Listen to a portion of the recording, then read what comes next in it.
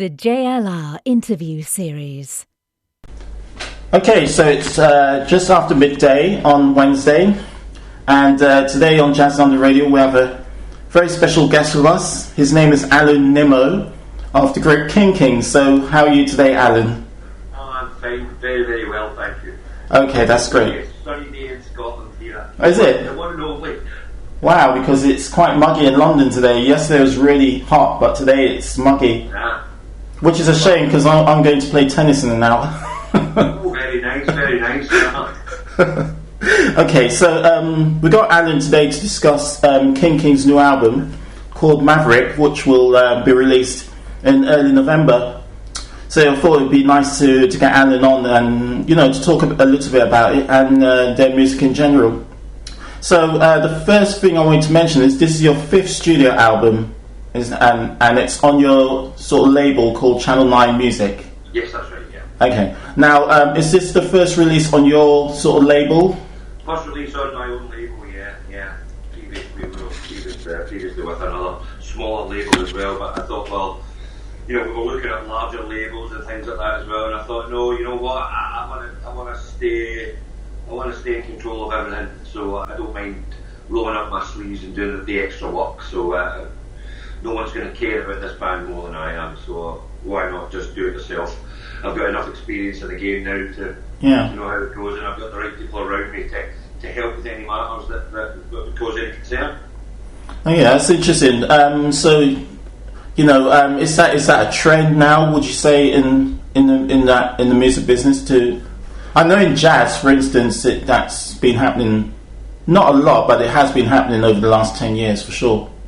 Well, I mean, I think it's something that if you've been in the music business for any significant period of time, you realise that if you want to own everything that you work for, then a lot of bands are happy now, especially with. I mean, I would imagine since the introduction of the social media, when bands are now realising that with just a little bit of elbow grease, they can do these things by themselves. They don't have to hand over loads of rights and things like that to other people for doing stuff that they can actually do by themselves nowadays, because everything's accessible now. The music industry's not that mysterious thing that no one knows what's behind the door anymore. Everyone knows what's happening here. So if you can do the work yourself and you're prepared to put the work in, then why not? Okay, well that's great. And I assume that, as you say, because you're exposed to everything, you've got all that international distribution, everything all locked up. Yeah, absolutely. I mean, just like I say, it's over the years in the business you learn, you get to know these people and you get other contacts as well. And you think, well, what, I've seen how this is done, and I've seen how much people can take from you for doing that little bit of work, and it's like, well, I'll just do it myself. Yeah. Why not? At least I know it's done then. Yeah. Well, that is very true, actually, absolutely. And so the first single is, which is really a nice tune, which came out in July, and it's called Never Give In. Yeah, well, actually, that's the second single. Ah, the second single, beg your pardon. That was I Will Not Fall. Mm-hmm. It's a bit earlier than that, and then we released the second one, which is Never Give In. They've both received really good attention. We've had good momentum with them. The reports back so far have been very positive, so we can't complain. Well, the video, and I recommend everyone to check it out. The video is really nice. It's very uplifting video. Lots of really uplifting images from Olympics and sports and all sorts of other. I wanted something that was hopeful. I mean, we've done there's a song from a previous album, the album before this, an album called Exile and Grace, and there's a song on there called Broken, and it's kind of addressing the same kind of issues that we're concerned about today. I mean, I have my concerns about the planet and what we're doing to the earth and how people treat each other and all that kind of thing.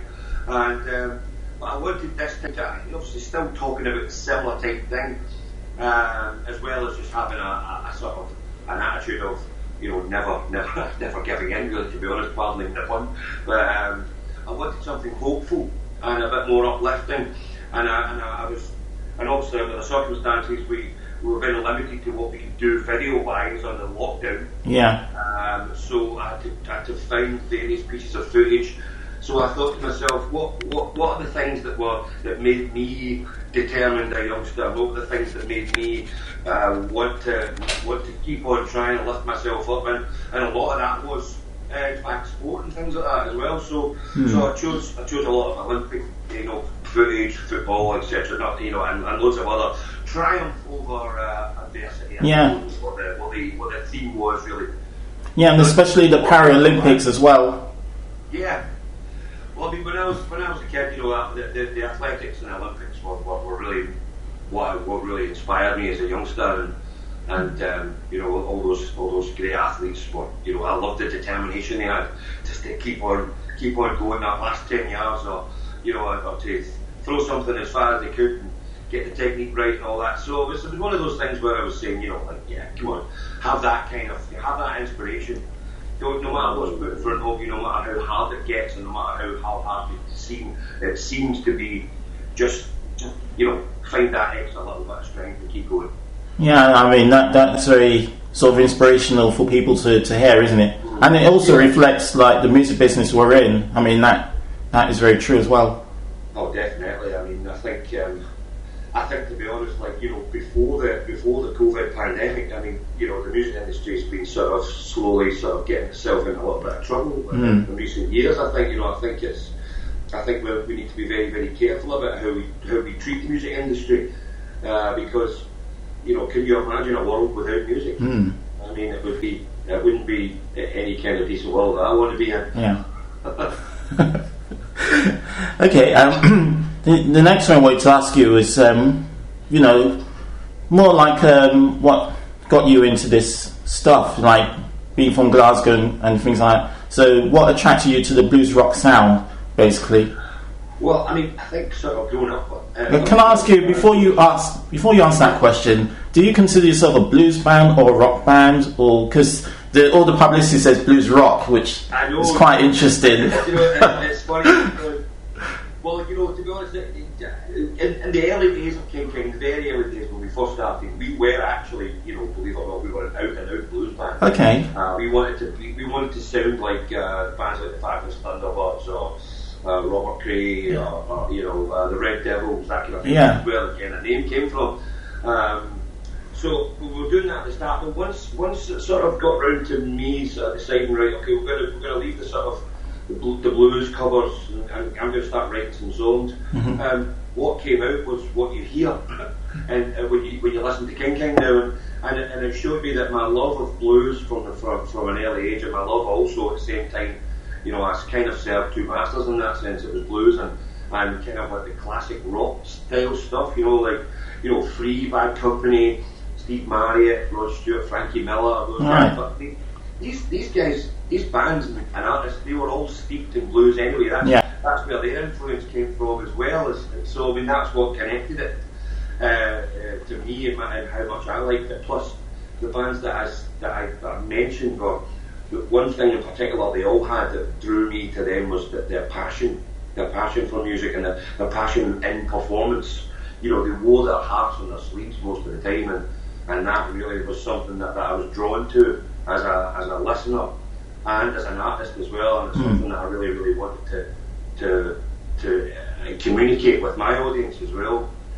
So so that was kind of like, but my love for what got me into that stuff was basically, I mean, I think, to be honest, my mother's responsible. she's the huge blues fan. She'd always put the record player on when I was a kid, and it would be like, it would either be B.B. King or Peter Green or Steve Marriott or something like that, and then I just developed a taste for that kind of music, and then I did my own sort of research and discovery, and as a teenager, I found Gary Moore and stuff like that playing that kind of rock blues crossover, and then I was wondering, like, all these songs he was playing and the style he was playing sounded like Peter Green, so I discovered who Peter Green was, I discovered who Albert King was and Albert Collins, and then I found myself going further back, and ended up a huge fan of people like Muddy Waters and T-Bone Walker, so and still am today, so then my musical taste started to broaden as well after that, and I started getting into lots of stuff. So I mean, I go from the deepest blues from the likes of T-Bone Walker to right up to modern day Lewis Capaldi. You know, I got massive range. I love rock, pop, everything. You name it. Yeah. Well, that's music everywhere. That's great to hear, actually. And you talk about Steve Marriott. I interviewed his daughter Molly Marriott 3 years ago. Yeah. That was a great laugh. She's funny. She's great. You love the getaway. Yeah, she is. Yeah. So that's marvelous. And listening to your music, I do hear all those influences. I think of also sort of modern day groups like Government Mule. I think there's a real how would I put it? Sort of appetite for that kind of sound, which kind of crosses both sort of structures, but it sounds great. I really enjoy it. Oh, I think so. I mean, I think there's definitely. I think at the end of the day, I've always said that fashion fades, but style always remains. And these beautiful bands. I mean, Warren Haynes as a friend, and what he does with Government Mule, and even with earlier with the Allman Brothers and all that stuff. I mean, and Derek Trucks, in fact, as well. Yeah, Derek Trucks.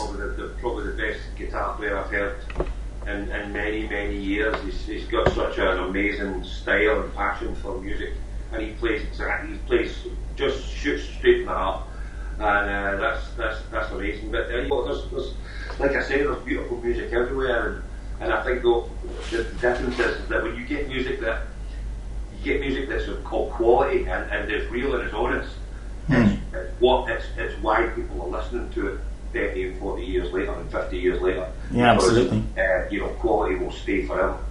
Okay.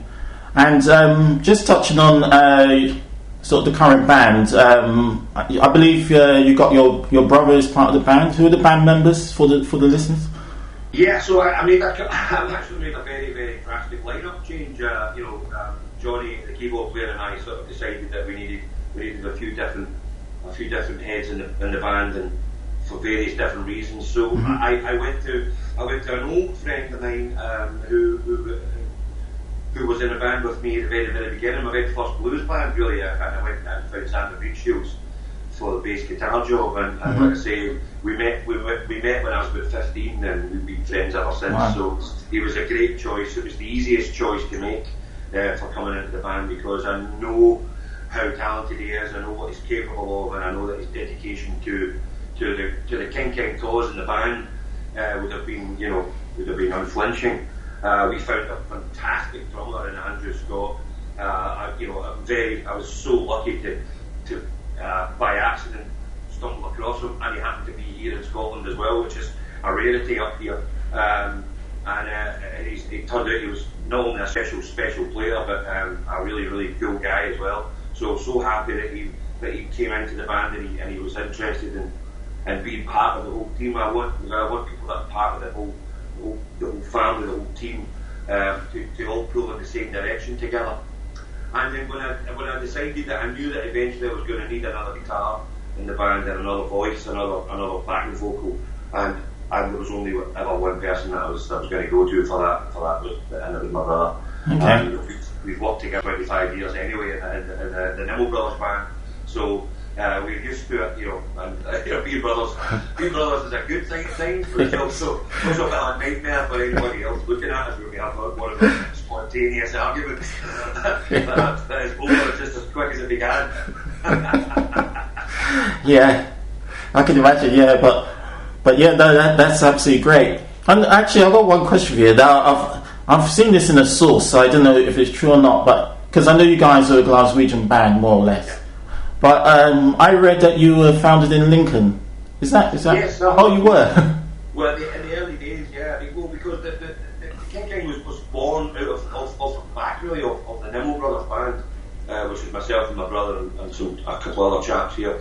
And one of the bass players, one of the original bass players from that band was Lindsay Coulson, who was the original bass player with King. Him and I started the band together. So what we would do is we would just get together at his place down in Lincoln, and we put the band together from there. And we found some players from around the Nottingham area and Sheffield, etc.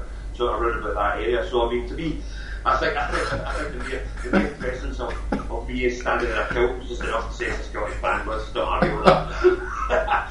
but yeah, I was the only one from Scotland at that point. Okay. Oh, well, good. Thanks for clarifying that. Okay, I just got a couple of questions to ask because so I know, like the band, you played in some of the really big festivals around the world. You've played guys like Joe Bonamassa and all that stuff.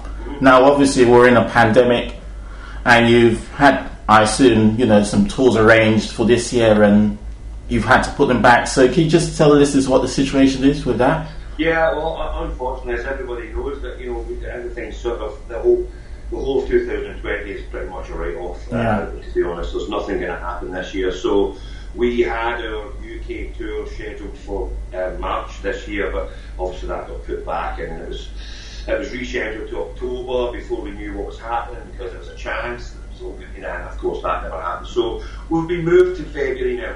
So the first UK dates are going to be in February. And we're just basically hoping and praying that those can go ahead. All we can do at the moment is prepare ourselves for that tour. We'll get ready, we'll get rehearsed, and we'll make sure that we are, ready to walk on that stage and do what we can. But anything other than that, I'm afraid is out of our hands, and you just have to stay in touch with us to find out if there's any more updates. And that's just unfortunately how it is these days. No one really knows what's happening, do we? So it's a shame because people like to be given information, and they want something solid. Because especially for our fans, it's not like it's just it's just down the road for them to come and watch us. A lot of people travel for the Kingston show, and also they're booking hotels, and they're booking time off work or babysitters, etc., stuff like that. So people need to know well in advance what's going on, and we always try our very best to keep people informed of what's happening. But in this instance, it's just a case of you're going to have to just wait, I'm afraid, until we know something. As soon as we know, we'll tell you. Yeah. But at the moment, the February tour is happening. The album gets released on November the 6th, so you'll have that to play with before you get to see us anyway. Also. Well, yeah, that's something for people to hold on to, and that's one of the good things right now is that at least a lot of bands and musicians in all forms of music are releasing lots of material this year to keep people going. So yeah, that's it. Yeah, imagine we've had obviously the whole lockdown thing, and everyone's been able to sort of provide some kind of musical entertainment for people as well. And we've all sort of become experts in technology these days as well, working out how to record and film each other in different rooms and play songs. And it's been a fantastic learning curve for me, especially. I'm a bit of a techno dinosaur, and so it's been great learning stuff like that. But I think people want to see live music. I think people are sort of, they've got that we've had that now, and it's been fine. But we want to see live music. But imagine what this lockdown would be like if we didn't have the wonder of technology that we have now. It would have been almost like sitting in the dark with a lit candle. It would have been horrible.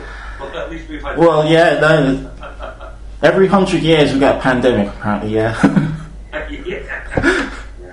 Okay. Well, great. Thanks for this interview. Really interesting interview today, and good luck with the upcoming album. Really enjoying the music, so we'll definitely be featuring it on the latest releases and the Rock and Blues show on Jazz London Radio. So yeah, thank you very much for the interview. Thanks for that, buddy. No problem. Cheers. Thank you. Cheers. Cheers. Bye. Bye.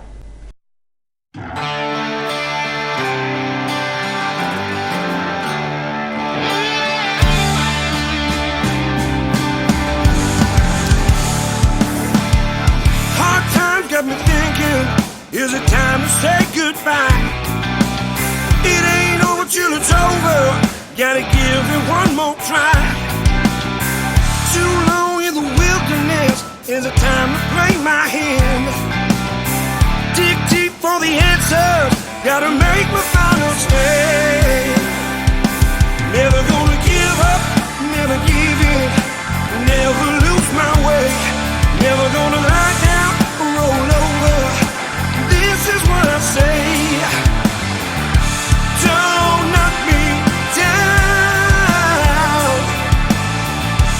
don't get in my way.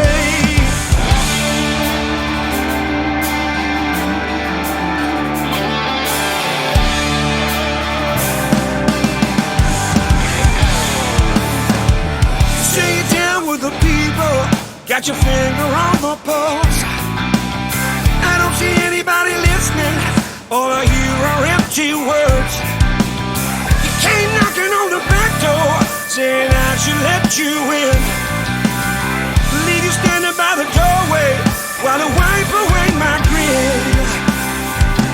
Never gonna give up, never give in, never lose my way. Never gonna lie down, roll over. This is what I say. Don't knock me down. Don't get in my way.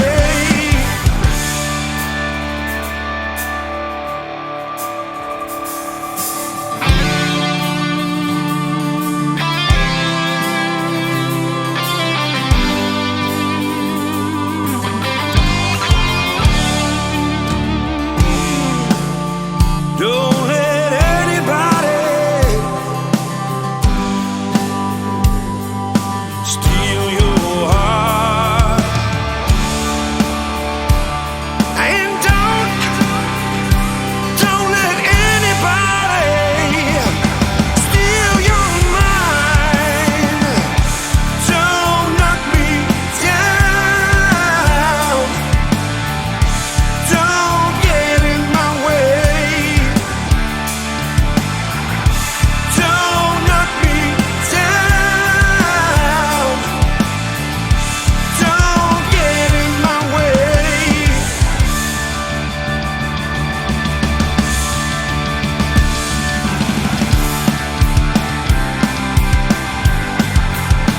Don't get in my way. Don't stand in my way. Don't get in my way.